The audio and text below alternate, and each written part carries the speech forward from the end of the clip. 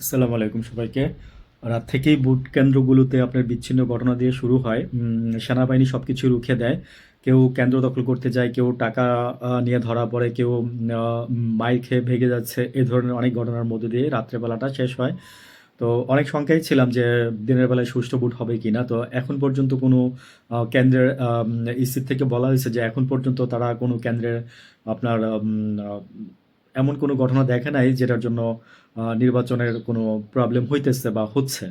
তো এখন প্রায় বেলা ১টা বেজে গেছে। এই মুহূর্তে যেটা আমি এর আগে ২ টা স্টোরি আকারে আমি আসলে প্রকাশ করতেছি। আপনাদের যদি ইচ্ছে হয় আপনারা আমার আগের স্টোরিটা দেখে নিতে পারেন। তাহলে আগের রাত থেকে সব নিউজগুলো পাবেন। এবং সাথে থাকেন সাবস্ক্রাইব করে। যদি আমি সবগুলো নিউজ আপনাদেরকে দিতে পারি নির্বাচনের ভোট রেজাল্টের আগ পর্যন্ত। তো জামাতের আমিরের ভোট দেওয়া শেষ হয়ে গেছে। সকালবেলা আপনার মহিউদ্দিন খালেদ মহিউদ্দিন আপনার ভোট কেন্দ্রগুলো আপনার পর্যবেক্ষণ করছে।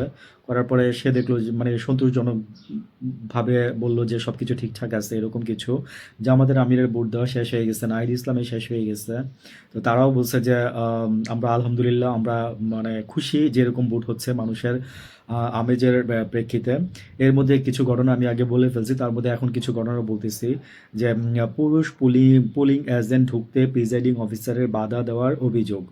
আম, এটা একটা ঘটনা হচ্ছে ঢাকার মধ্যে। তারপর হচ্ছে বাংলাদেশের মানুষ এই ভোটাধিকার প্রয়োগ করবে নতুন বন্দোবস্তের জন্য। শিশিরমণির একটা বক্তব্য দিচ্ছে। এটা হচ্ছে আপনার অধিকার নিয়ে উনি কথা বলছে, হ্যাঁ, নিপীড়িত মানুষের জন্য কথা বলছে। আম, ভোট দিতে দীর্ঘ লাইনে দাঁড়িয়ে ভোটাররা ভোট দিতেছে দীর্ঘ লাইনে দাঁড়ায়। এটা আমি মানে অনেক জায়গায় দেখছি, অনেক কেন্দ্রে দেখছি যে প্রচুর পরিমাণে মানুষ ভোট দিচ্ছে।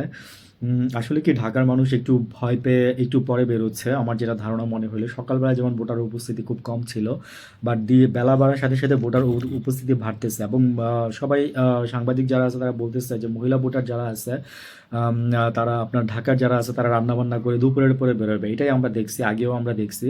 তো গ্রামের মহিলারা সকালেই বের হয়ে যায়, এটাও আমরা দেখছি।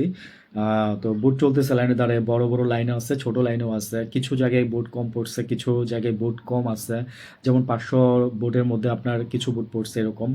তো তাসনিম জারার একটা পোস্ট খুব বেশি একটা মানে সেন্সেশন তৈরি করছে। সেটা হচ্ছে যে আপনার ওনার এজেন্ট প্রত্যেকটা কেন্দ্রে ওনার এজেন্ট ঢুকতে বাধা দেওয়া হচ্ছে। সময় একটু দেরি হওয়াতে একজন এজেন্টকে ঢুকতে বাধা দেওয়া হয়েছে। তো এটা নিয়ে তাসিম যারা প্রতিবাদ করতেছে অনেকগুলো নির্বাচনী কেন্দ্রে উনি যাচ্ছেন।